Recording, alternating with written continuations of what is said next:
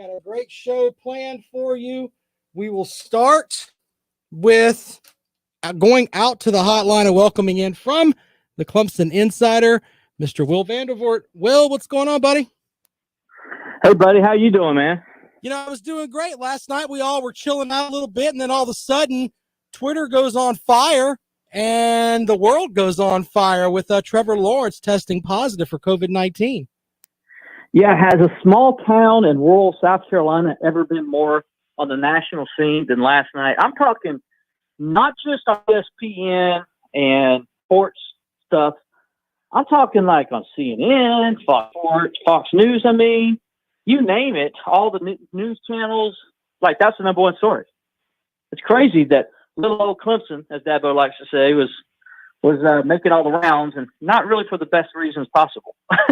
Yeah, and I mean, at the beginning of the season, we kind of thought that no one could predict, okay, who's going to be affected most. But I think it's safe to say this is the highest profile college football player that has contracted COVID-19. You'd agree with that, right? Oh, there's no doubt. I mean, he's the leader in the clubhouse right now for the Heisman Trophy. The guy who talked about how we want to play movement. He spearheaded all that. He's been out in front of a lot of stuff since the offseason. And of course, he's also the quarterback of the number one ranked team in the country, and that also helps as well. So, yeah, right. You throw all those factors in, and of course, it becomes a major story, for deservedly so, because this is it is a virus that we all need to pay attention to and do what we're supposed to do. And when one of your own, if you will, which as a South Carolinian, he's one of our own, gets it, it makes you, I think, even a little more cautious than you probably already were. It does, but I want to ask you a couple of questions here, and once again, we're not doctors, but let's talk a little bit. First last night, That's exactly right. But let's talk a little bit about the actual protocol. I mean, you've read so many different things online, but the ACC protocol is basically a 10-day period after that test, right? Not after the test. Even I need to be corrected. The 10-day period is when symptoms start showing. So say like it's the same thing the CDC has with us for regular people. So if we go to, let's say we think we have COVID and we go and take the test and we end up fine, the doctor's going to ask us, well, what caused you to go get tested? And you can say, well, I started feeling these symptoms on such and such day. Well, that's when the clock starts. It's the day you started feeling the symptoms. So we do know for a fact that he did show symptoms earlier in the week, before Wednesday.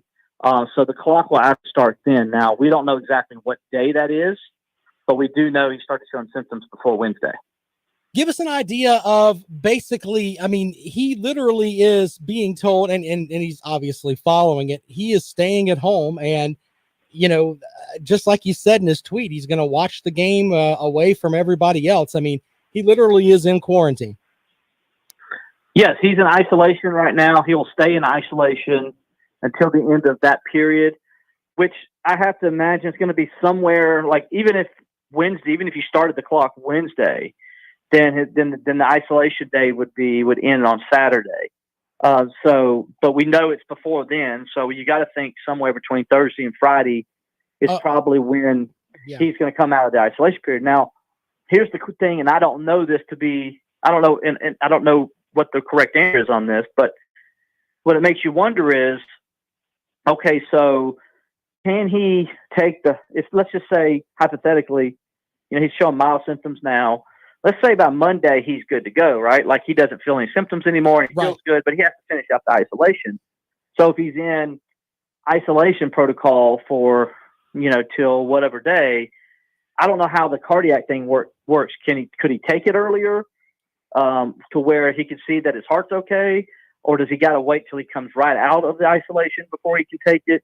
Right, and that's the other thing too. He has to pass a cardiac test as well. I mean, that's right. Something else that's out there. And how long does it take to get the results for that cardiac test? I don't think any of us know that answer. Right. I don't know if it's you take the test and they know right away. I don't know what what goes into it. I don't know how they check it. I don't know if it's an X-ray. I just know when I've had chest X-rays done in the past that it generally takes a couple days before I hear the news back from the doctor.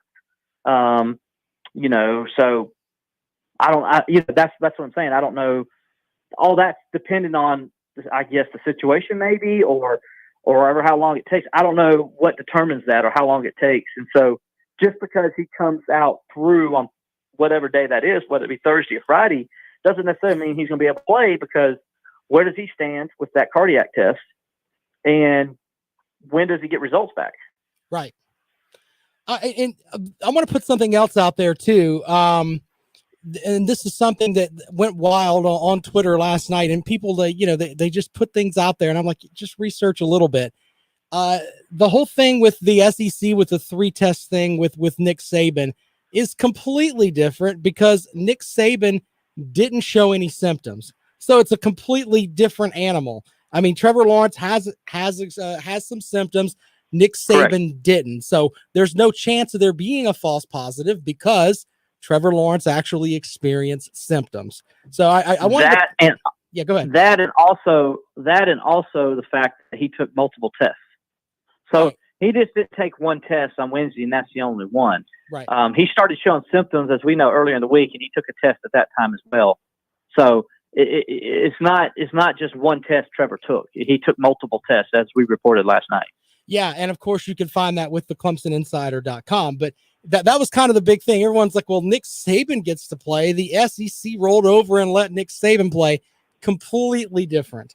Just completely different. So I want to make sure we put that out there this afternoon. Yeah, totally different. And remember, Nick Saban, he, like you said, he showed no symptoms, and there was discrepancies in the test because he gets tested every day. The day before it was negative, comes back the next day it's positive. He did nothing different. So that caused him to say, well, let's do another test again. And then he tests and he goes negative, negative, negative. And so he was clear to go. That's why there's a difference. Like you said, it was just, he showed no symptoms, and he'd just taken a test the day before and passed and did nothing different, in how he handles things. So, they just did their due diligence with him and found out that it was a false test and a false positive. And I think they handled that situation with Nick Saban right. But yeah, it's totally different.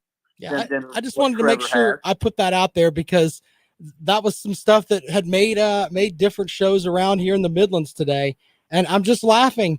I'd like just go and read. My goodness, people. Anyway, sometimes you got to bring some facts, and I'm glad you're helping me out with that this afternoon. Now, there's one other thing that was interesting that came out last night. Brett McMurphy from Stadium Sports said that it was an isolated positive test, and due to contact tracing, no one else at Clemson has tested positive. That's what he tweeted out. When I read that, I mean, to me, it's like, how does he come about that? I mean, I can understand the contact tracing, but I mean, everybody gets tested again today. And the big question is that will there be more positives that come out of that, out of those tests? Well, I don't know if it will be because it was an isolated situation. It sounds like Clemson handled it the way it was supposed to be handled. So, Clemson sounded pretty confident last night that it's just an isolated incident and they feel good. That, well, because remember, he tested on Wednesday. So did everybody else. And he's the only one that came back positive. So, based off of what we know from Wednesday's test, which is what, the ACC tests every Sunday, Wednesday, and Friday, unless that something comes up and you test because of showing symptoms or whatever, and you test at that point, which is what we know was the case with Trevor. But everybody on the team tested on Wednesday, and Trevor was the only one that came back positive. So we know as of right now that doesn't seem to be the case. And Clemson was very diligent in how they handled Trevor and handled the whole situation. And so where they're at, they're probably in pretty good shape as far as that goes. Now, you never know, but we'll see. It sounds like it was just an isolated incident. Well, and that is the thing. You truly don't know. I mean, we just had media day with Trevor Lawrence just did media day earlier this week, and all of a sudden he comes back and he's positive. So you never know what's going to happen on this front. And this is something that, and I know you've been doing this for a long time, but it's the strangest thing ever when it comes to this virus, as far as who's going to play and who doesn't. I mean, it is just out there. It is crazy how, and that's why I said, we got to look at it. Everybody has to do their part to take it serious. And I don't mean, because, I don't mean be scared or anything like that, but just do what you need to do what's right. So if you make sure you're wearing your mask, and you don't wear your mask for yourself, you wear it for others. Always remember that. And then, just do things that are going to take care of yourself and other people around you and your families and things of that nature. I think if we do that, we're going to be okay. But yeah, this is just another reminder that you never know with this virus. It can strike any of us at any time. And, we have to take it as serious as it deserves to be, because it's like, it's different. It's unlike anything we've ever been around, to be honest with you, because they still can't grab a hold of it like they can other things. And so that's what makes it so difficult, because normally we're so accustomed in our world today that when something like this happens, we've never been involved in a pandemic. Everything's generally kind of taken care of pretty fast, and then you go on with your life. But right. COVID has reminded us that that's not always the case. And, here we're sitting, 7 months later, and we're still battling through this thing. And now one of the premier players in college football is being affected by it. And let's be honest, there's a lot of ramifications it could mean for the Clemson football program. Exactly. And of course, it changes the entire matchup tomorrow with Boston College. Clemson was a 32-point favorite. Now that game's been taken off the board in Las Vegas, which means that they have no clue what the hell's going on, just like we do. Actually, it did pop back up a little while ago. Oh, okay. Well, then apparently my notes are wrong, but correct me, man. What do they got the line at? They got the line Clemson minus 24 right now. So, but still an 8-point swing in the line. That's crazy. That's that tells you Trevor Lawrence is worth at least a touchdown. I thought it would go down a little bit more than that, but I guess they're still figuring with Clemson's weapons they have and their defense, they should still win comfortably tomorrow. Still, that's a big dip. 7 points is a big dip. It's absolutely a big dip. Well, let's talk a little bit about the game tomorrow really quick before we get you out of here. Are they going to change the offense and maybe go to more running plays and lean on what they're the first thing that I thought of last night was, you don't have to be concerned about the Boston College game, because whoever plays quarterback, when he looks behind him, he's looking at a potential Heisman Trophy type running back. And I think you can do stuff with him. And of course, Amari Rodgers and some of the other great, I call them pieces that they have on the offense. And it's almost, I'm not saying that Trevor Lawrence is not great, because he is, but you can be a quarterback in that system and game manage basically and win a heck of a lot of football games. Yeah, I think they are going to change the style of play a little bit, because I think DJ's a different quarterback than Trevor. Now he can sling the ball and he's got a strong arm, but he's also can be used in the running game more deliberately than Trevor Lawrence can. And I think Clemson's going to do that. I think they showed that a little bit this year when they played Miami and they ran quarterback power a couple of times there. So they're going to do some different things with him. And so now, as we reported last night, Clemson has been out in front of this from the very beginning, because Trevor was open about how he felt. And, so they've been out in front of this from the beginning. And so DJ's got a lot of first-team reps. So they've kind of already adjusted. He just didn't practice yesterday with the first team. He also practiced. We know he practiced on Wednesday with the first team as well. He's had some time, and they've made sure he's gotten enough reps to where they can adjust the offense to him. And I think there will be a game plan for him at times. But they'll want him to manage the game, like you said. Don't make any mistakes. Don't put the defense in any harm's way. Allow that defense to go win the game for you, because the defense is good enough to win the game on its own, basically. And then I would think you're going to see Travis Etienne get anywhere between 20 to 30 touches tomorrow. That doesn't mean just necessarily running the ball. That means also in the passing game too. I think they're going to use him in all kinds of exotic ways tomorrow, I would believe, to kind of take some of the pressure off DJ and those wide receivers, because Boston ain't going to let Trevor run it. Nobody's allowed, Travis to run it. Nobody's allowed Travis to run the ball all year, really. Let's be honest. People have stacked the box, and they've dared Trevor Lawrence and those receivers to beat them.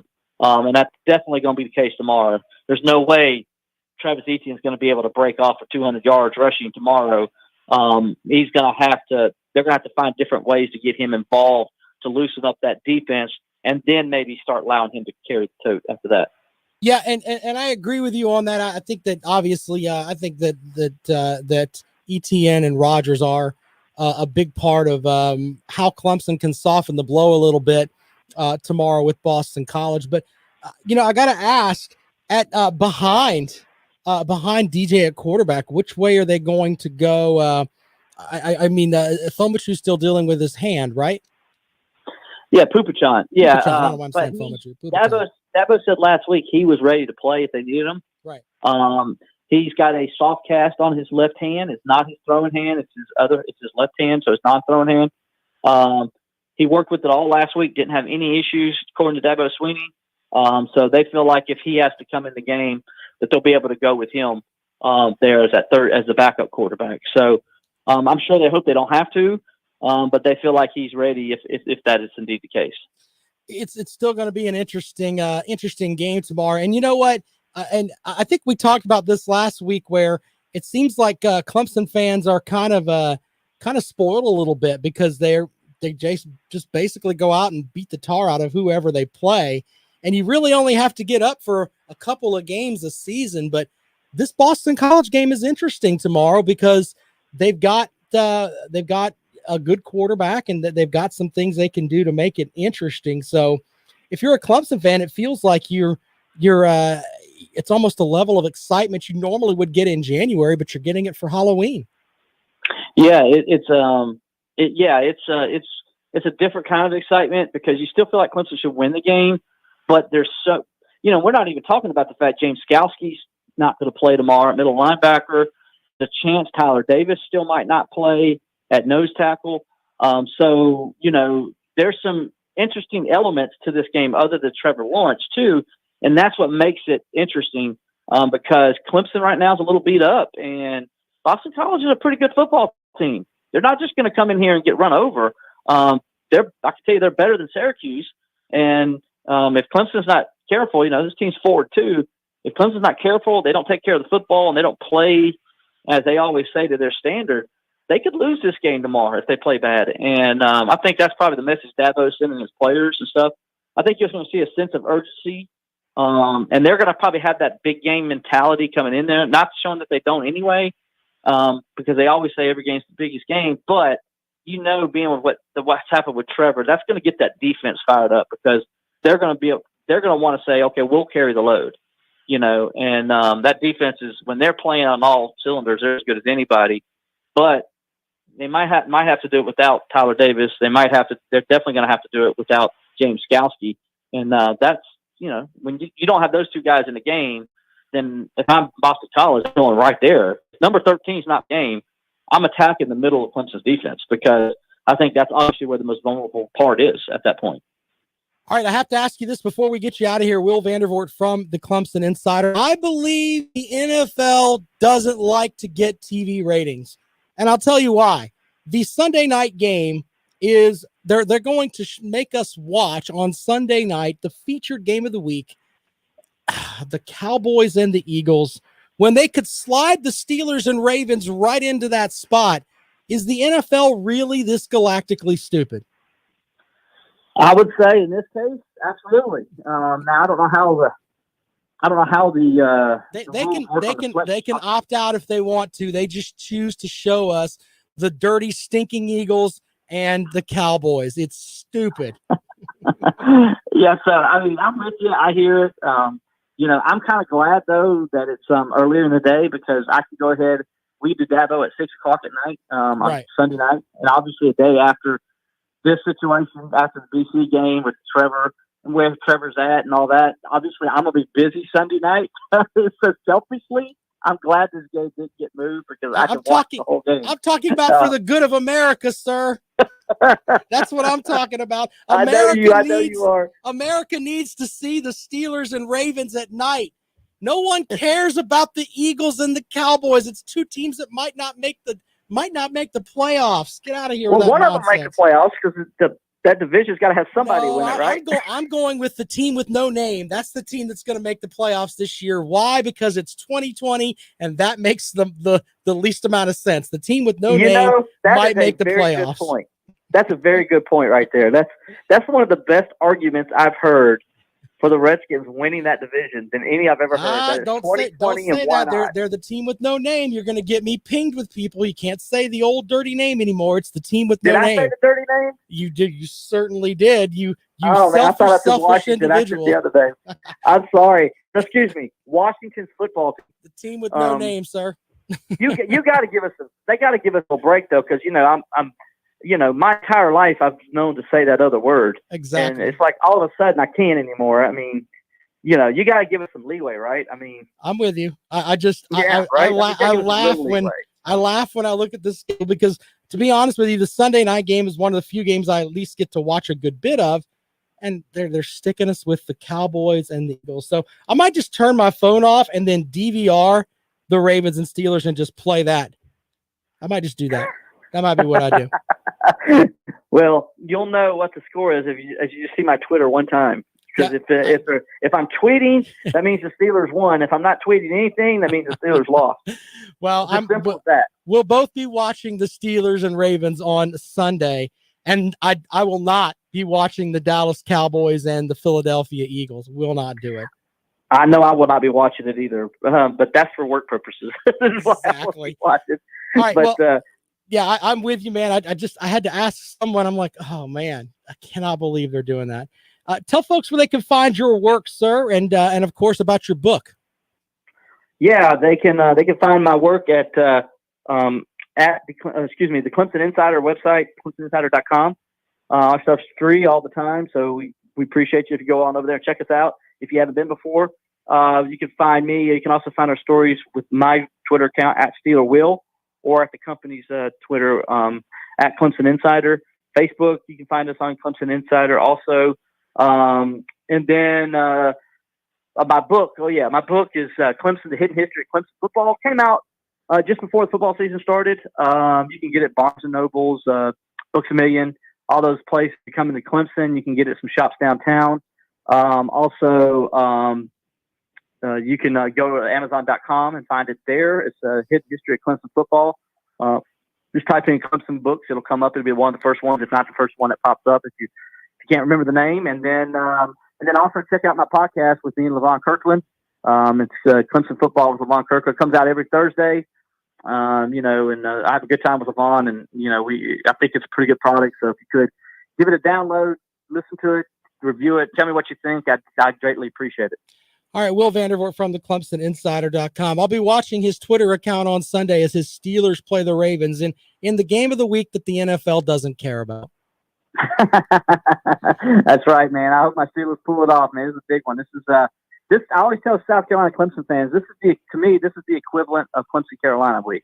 Yeah. So that's the way it feels like to me. So I'm excited about it. I'm looking forward. It's Ravens week. Hopefully my boys will come out and go to 7-0, something they haven't done since 1978. So don't put the jinx on them, man. But hey, I appreciate you joining us here on the program, man. Thanks so much.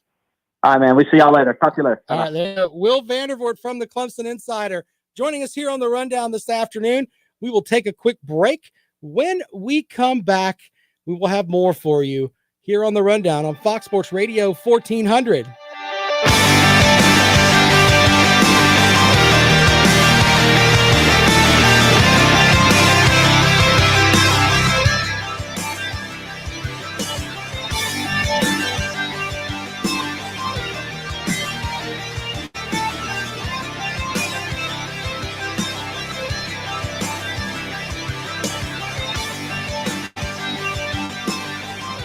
Welcome to Zip Hole USA, the Risk of Knowing edition.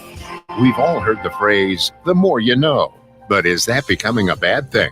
For the latest opinions direct from the Zip Hole USA app, Here's Christina Staffo. New tools to potentially prevent transmission of COVID-19 are being created. The Colorado Department of Public Health and Environment worked with Google and Apple to launch the exposure notification system for smartphones. Governor Jared Polis says it will help Colorado manage COVID. If you were near someone for at least 10 minutes with both phones exchange secure anonymous Bluetooth information, and if another user tests positive for COVID, then their tokens will be uploaded and send a notification to you that you might have received exposure to coronavirus. Would you want this where you live? 37% say sure, could really help, but most at 63% say no thanks. That's an invasion of privacy. Political signs are a common thing around neighborhoods. Do you find yourself judging your neighbors based off the signs they have in their yard? 75% of Zip pollers say yes, they totally do that. And a family in Seattle had their house shot up by a drive-by gunman and believed it was because of the pro-police flag. Do you fly your flags, wear your hat, or have a bumper sticker for your cause? 46% say yes, they're not afraid, but 54% of Zip pollers say no, it's just not worth it. Thanks, Christina. Download Zip Poll USA in your favorite app store today. Share your opinions and make sure your voice is heard. We'll have poll results every day on the trending topics taken directly from the Zip app. Paid for by Zip Poll USA. I'm Jamie Harrison, candidate for U.S. Senate, and I approve this message. Lindsey Graham can't be trusted. He tells us he opposes abortion, then votes for 2 of Obama's pro-choice Supreme Court justices. Lindsey Graham's word is worthless. Just ask right-wing Constitution Party candidate for Senate, Dr. Bill Bledsoe.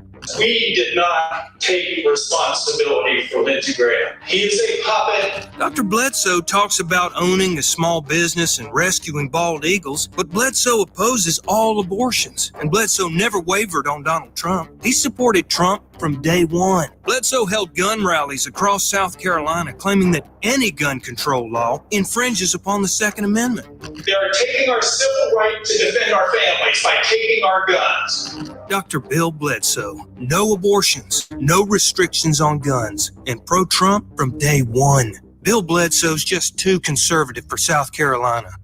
Paid for by Jamie Harrison for U.S. Senate. Let me tell you who I trust to protect my home and my family. Modern Exterminating. Hey, it's Lawton Swan, and when you need top quality service from a team that knows what bugs you, call Modern Exterminating. 765-2315. They're locally owned and offer a full complement of pest elimination services, including complete pest control, termite plans, moisture control, and more. Check out Modern Exterminating online at pestfreesc.com or give them a call today, 765-2315. Modern Exterminating. They know what bugs you. Welcome back to The Rundown. Follow Rob on Twitter at Rob Sounds Good.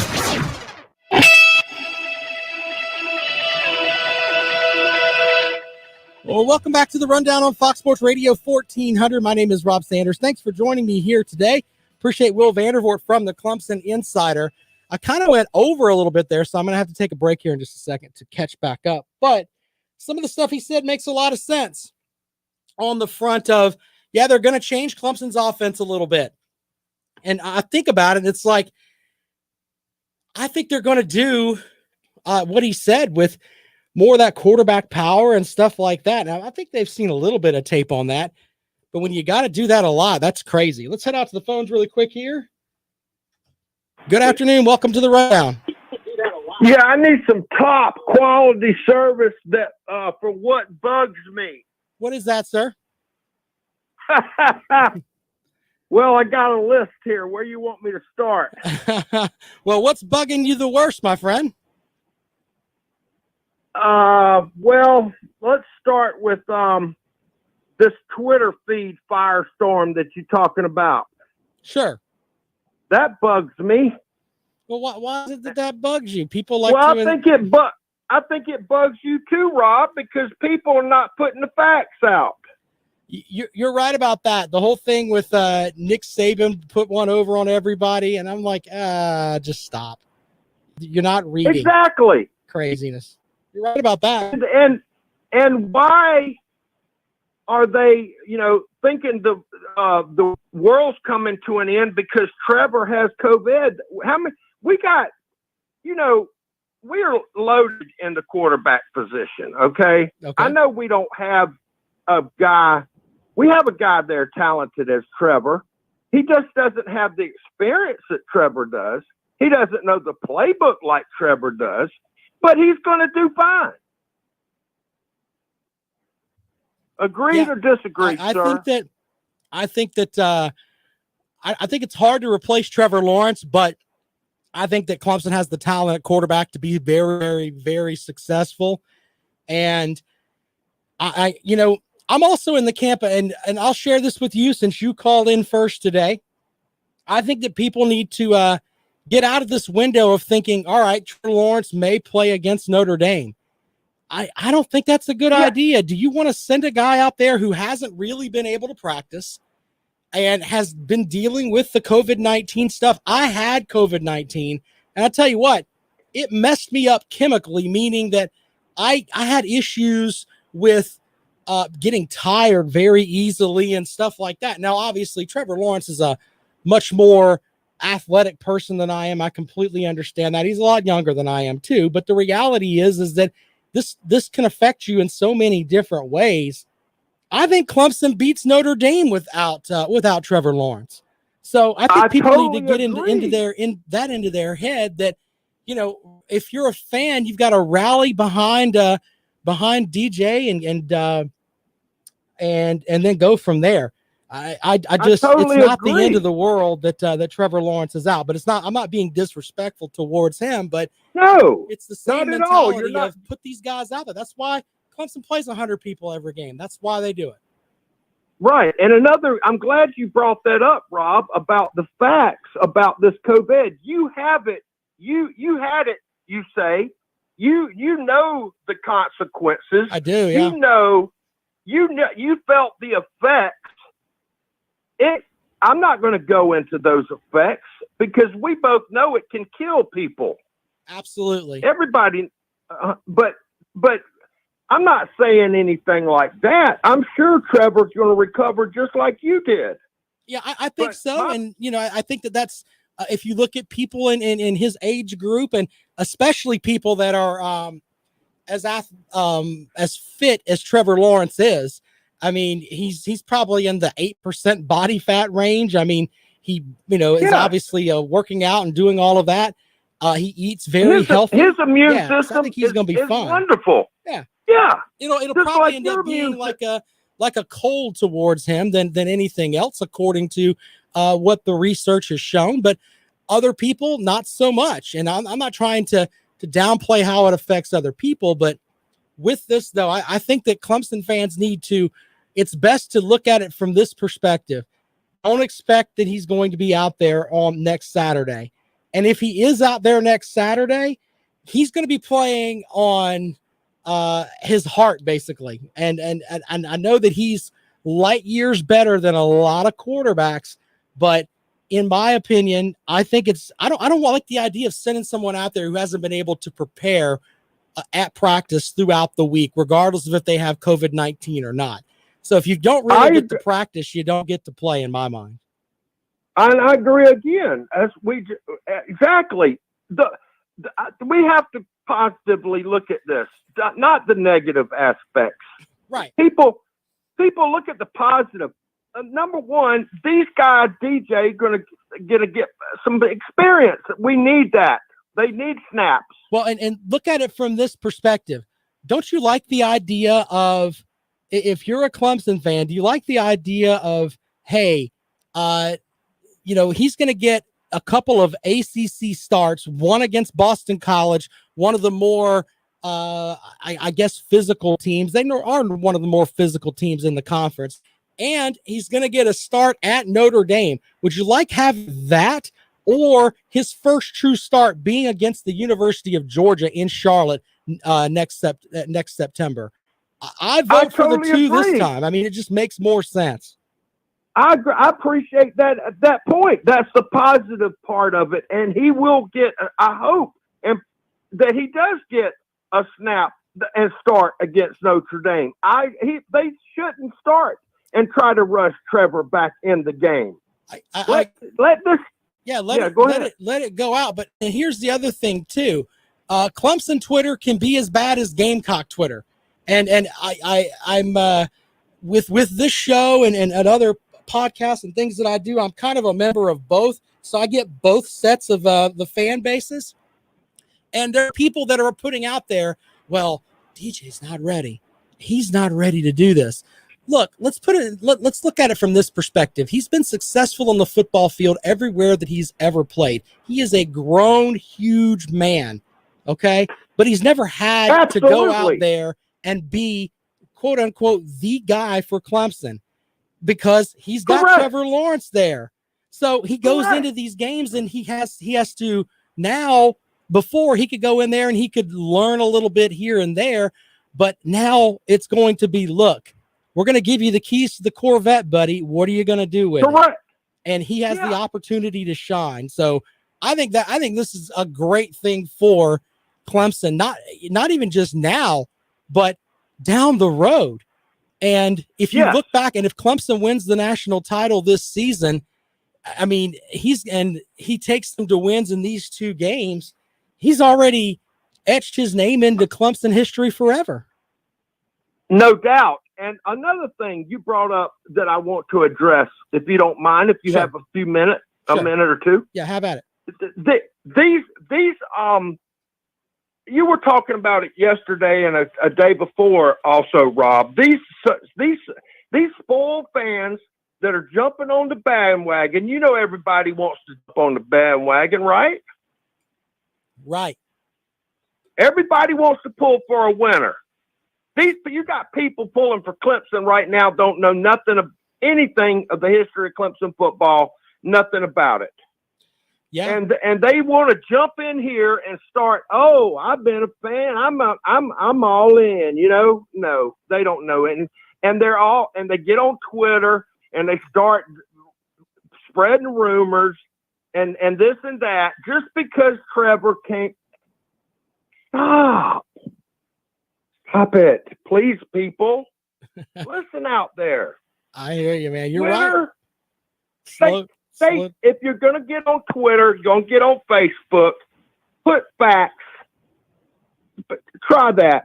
It works a lot better. I enjoyed talking with you, Rob. You have a great day, sir. Thank you for calling. We appreciate it. Later. All right, there we go. He's in the same boat I'm in. Don't put stupid stuff out on your social media. It makes you look like an idiot. It's not the way you want to go. Take a quick break when we come back. We'll have more for you on the rundown. This is Fox Sports Radio 1400.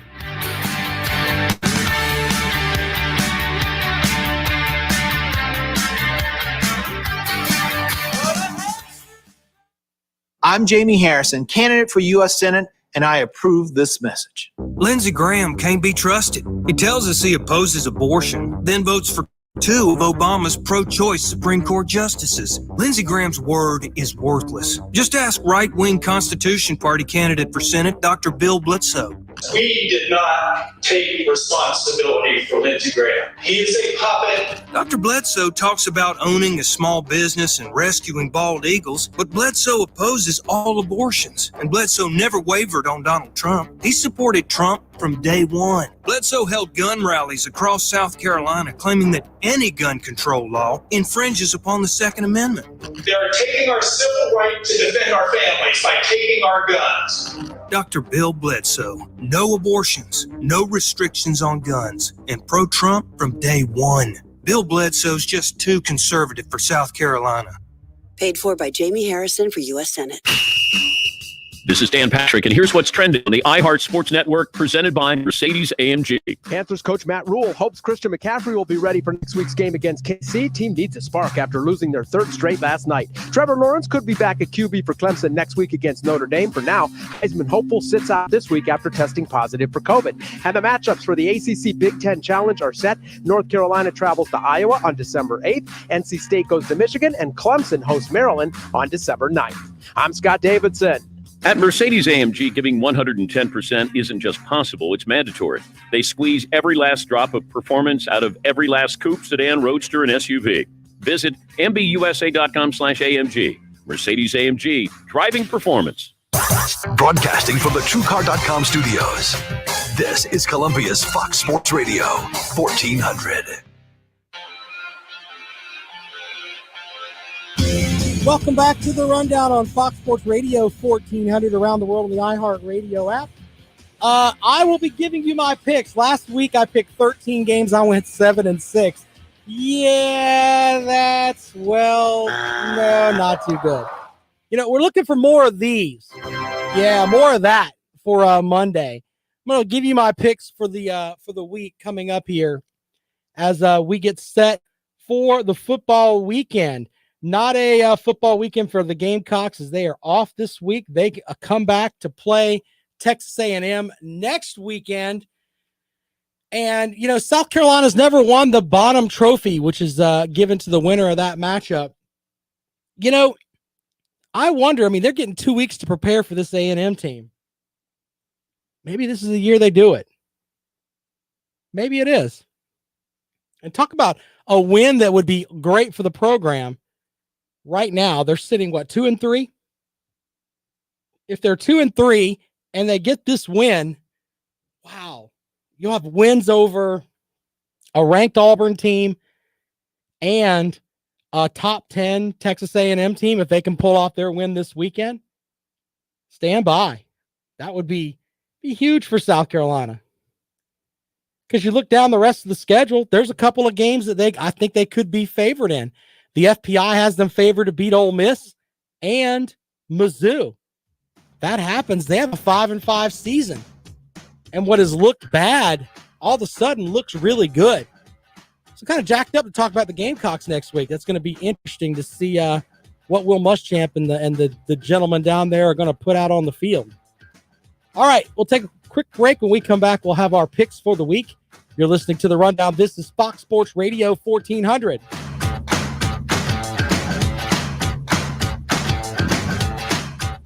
If you've been waiting for a sign to know when it's time to buy a new home, here it is. Great Southern Homes Mad Money Extravaganza. Receive up to $10,000 in incentives on select homes. Visit GreatSouthernHomes.com, find your new home, and talk to a new home community representative to discover the amount of mad money on the home you've longed for. But hurry, you must close on your new home by December 31st, 2020. Make your dream home a reality with Mad Money Extravaganza at GreatSouthernHomes.com. Bad phones, VCRs, and harsh cleaners. No way. Out with the old. Time for Zero Res. Right now, get 3 rooms of carpet clean for only $119 plus a free hallway. Call Zero Res today at 803-262-4020 or schedule online at ZeroResColumbia.com. Mom and teacher, Anna Coleman. I want my family to be safe. I want my community to be safe. That's number one for me. Jamie Harrison is part of this liberal culture that is tearing our country apart. His party won't stand up to the burning and looting of our cities. They want to defund the police. Defund the police? That's just crazy. So there's just no way I can vote for Jamie Harrison. Sheriff Hobart Lewis. The rioting, the looting, the chaos. If Jamie Harrison is elected to the Senate, get ready, because it's coming. Harrison stands with the radicals who want to defund the police. Heck, he'd be another vote for Chuck Schumer and the liberals. Jamie Harrison has zero experience and dangerous ideas. Come on, that's not what South Carolina needs. We need real experience and support for law enforcement. We need Senator Lindsey Graham to keep our communities safe. Security is Strength Pack, paid for and is responsible for the content of this advertising. Not authorized by any candidate or candidates committee. SecurityIsStrength.com. I'm Jamie Harrison, candidate for U.S. Senate, and I approve this message. Lindsey Graham can't be trusted. He tells us he opposes abortion, then votes for 2 of Obama's pro-choice Supreme Court justices. Lindsey Graham's word is worthless. Just ask right-wing Constitution Party candidate for Senate, Dr. Bill Bledsoe. We did not take responsibility for Lindsey Graham. He is a puppet. Dr. Bledsoe talks about owning a small business and rescuing bald eagles, but Bledsoe opposes all abortions, and Bledsoe never wavered on Donald Trump. He supported Trump from day one. Bledsoe held gun rallies across South Carolina claiming that any gun control law infringes upon the Second Amendment. They are taking our civil right to defend our families by taking our guns. Dr. Bill Bledsoe, no abortions, no restrictions on guns, and pro-Trump from day one. Bill Bledsoe's just too conservative for South Carolina. Paid for by Jamie Harrison for U.S. Senate. 13 days of Halloween. One story a night, starting October 19th, ending on Halloween. Produced in immersive 3D audio that you'll have to hear to believe. And starring Keegan-Michael Key as the caretaker. This, my friend, is Hawthorne Manor. I am its caretaker. From iHeartRadio and Blumhouse Television, listen to Aaron Mankey's 13 Days of Halloween on the iHeartRadio app or wherever you get your podcasts. Fox Sports Radio 1400. Online at foxsportsradio1400.com. On your phone with the iHeartRadio app and on hundreds of devices like Alexa, Google Home, Xbox, and Sonos. An iHeartRadio station.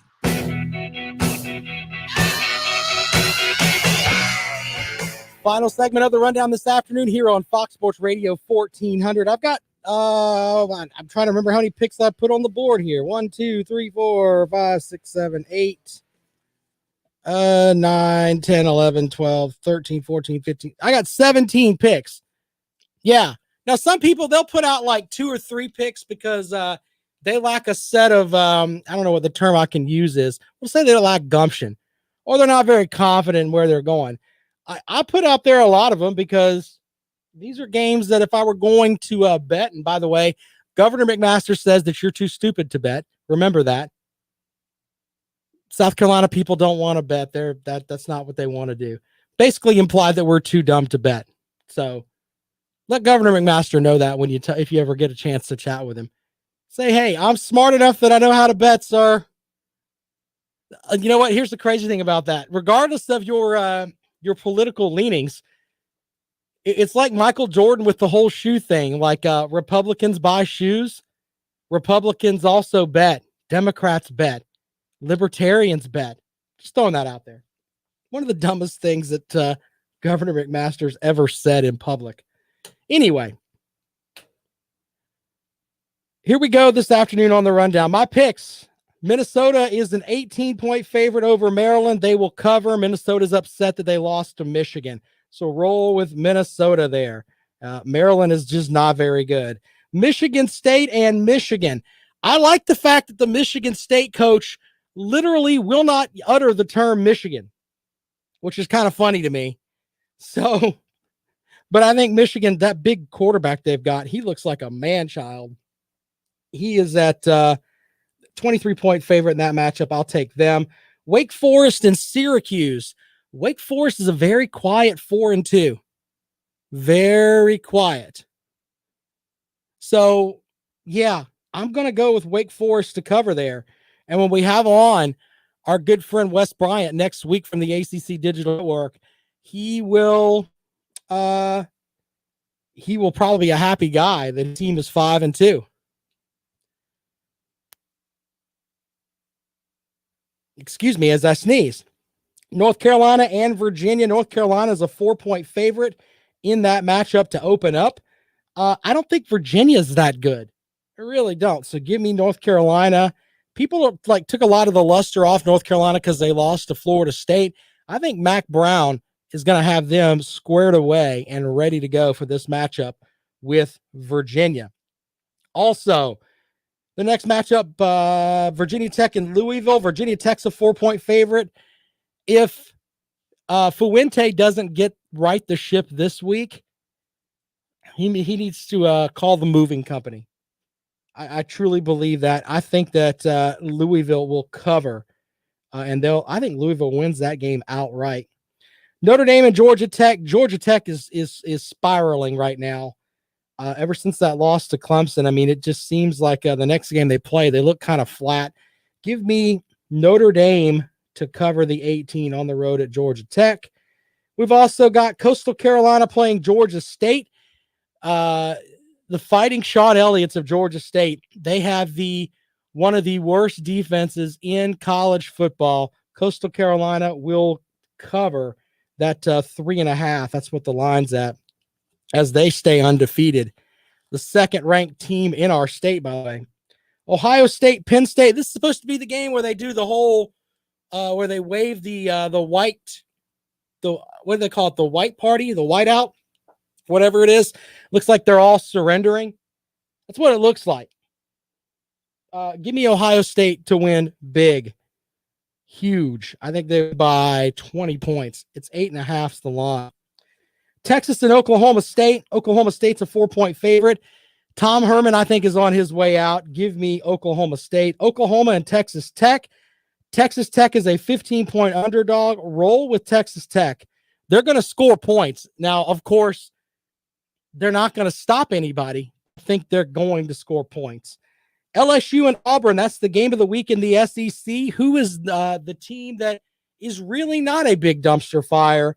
Auburn started out as a 2-point underdog, or 2-point favorite. Now they're a 2-point underdog. I think LSU runs them over and wins big time. Give me LSU to win there.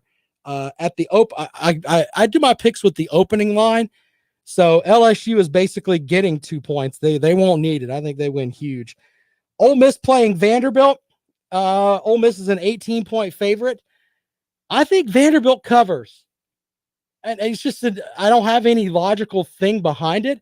I just think that Ole Miss is going to score points, but I think Vanderbilt will hang around with them because Ole Miss can't stop anybody either. So give me Vanderbilt to cover the 18 points. Wait, Rob picked a Vanderbilt game? Yeah, I did. It's just something I feel about that, to be honest with you. Mississippi State and Alabama, roll tide there. Alabama wins. They're a 33-point favorite. Arkansas and Texas A&M. Texas A&M is a 15-point favorite. And I think Arkansas gets within probably 7 points. So give me Arkansas to cover that game.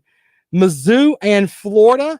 Florida's a 15-point favorite. Give me the Missouri Tigers.